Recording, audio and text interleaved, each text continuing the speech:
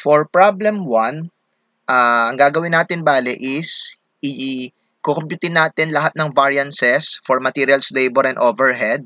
And then we will show them, no, in the journal entry, no, how are they placed in journal entries. And then we are also asked to analyze two significant variances and explain or give possible causes for these variances. So we can now start.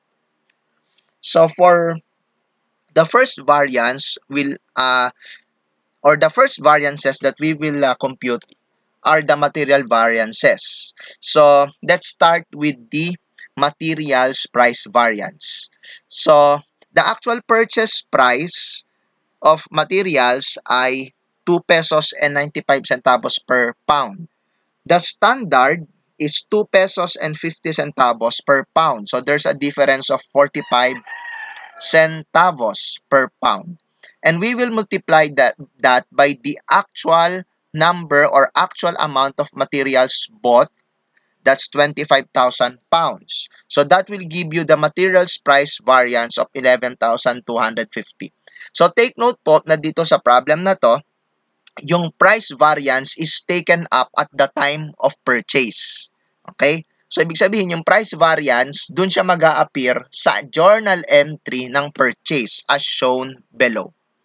So, you will debit the direct materials inventory by the actual quantity bought at standard price. Okay? So, that's 25,000 times 2 pesos and 50 centavos. So, 62,500. The unfavorable price variance will be part of debit. So, ayan.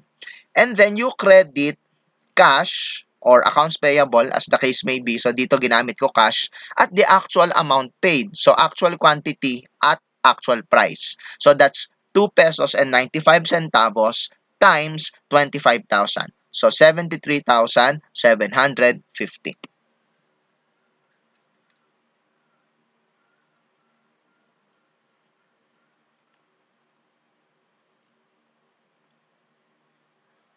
For the sorry.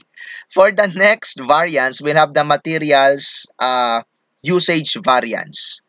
So, the standard material per unit is 4 pounds. No, given siya dun sa problem. Okay? We will multiply that by the production volume. So, ang pinroduce daw is 5,000 metal molds. So, that will give you the standard materials allowed for actual output na 20,000. And we will compare the 20,000 to the actual materials issued to production. So, that's 19,800. No? Nandun yan doon sa transaction letter B. So, there's a difference of 200 pounds. And then, we will multiply 200 pounds by the standard cost per pound of material. So, that's 2 pesos and 50 centavos. So, that will give you the materials usage variance, 500 pesos favorable. Favorable po siya kasi ang standard 20,000 dapat yung magamit mo, pero you even did better by using 19,800, no? Mas mababa doon sa standard. So that will give you a favorable usage variance of 500. So for the journal entry, you debit work in process but at standard, no? So standard the standard materials per unit of metal mold is 10 pesos. No? Given siya sa problem. Nag-produce ka ng 5,000 metal mold. So, that will give you a 50,000 debit to work in process. You will credit the direct materials inventory at the actual quantity of materials issued times the standard price. Okay? So, 19,800 times 250. So, you will credit the inventory for 49,500. And then, the usage variance will be part of credit kasi nga favorable siya. So, credit materials usage variance 500.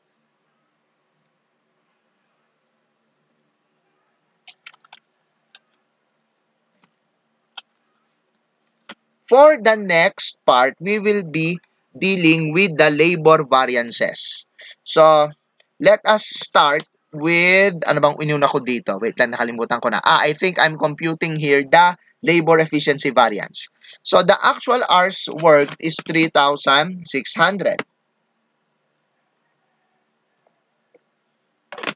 The standard hours of labor allowed for the actual output is 3,000. No, that's obtained by multiplying 5,000 metal molds by the standard labor hours per metal mold, which is 0.6 per hour. So, 3,000. So, there's a difference of 600 hours. Multiply that by the standard labor rate per hour, which is 9 pesos as given in the problem. So, that will give you a labor efficiency variance of 5,400 unfavorable. Unfavorable po siya kasi lumabis ka dun sa standard, no? Dapat 3,000 hours lang yung magamit, pero in actual, gumamit ka ng 3,600 hours, no? So, mas mabagal ka. Kaya unfavorable. For the labor rate variance, we will get the difference between the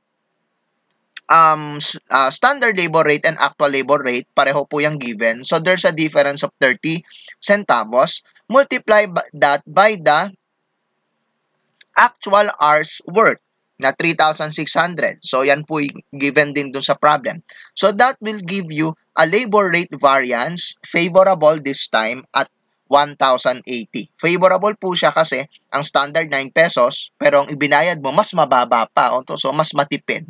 No? 870 lang yung ibinayad mo per hour. So, labor rate variance is favorable. Now, for the journal entry, we debit work in process at standard. So, ayon sa problem, ang standard labor per hour ay 9 pesos times standard labor hours per unit na 0.6 times the number of metal molds, 5,000. So, that's 27,000. The unfavorable labor efficiency variance will be part of debit. You will credit factory payroll at the actual amount paid or to be paid to the laborers. So, that's 8 pesos and 70 centavos per hour times the 3,600 actual hours worked. So, that will give you 31,320. And then, you credit the favorable rate variance for 1,080. So, that's your journal entry for the labor.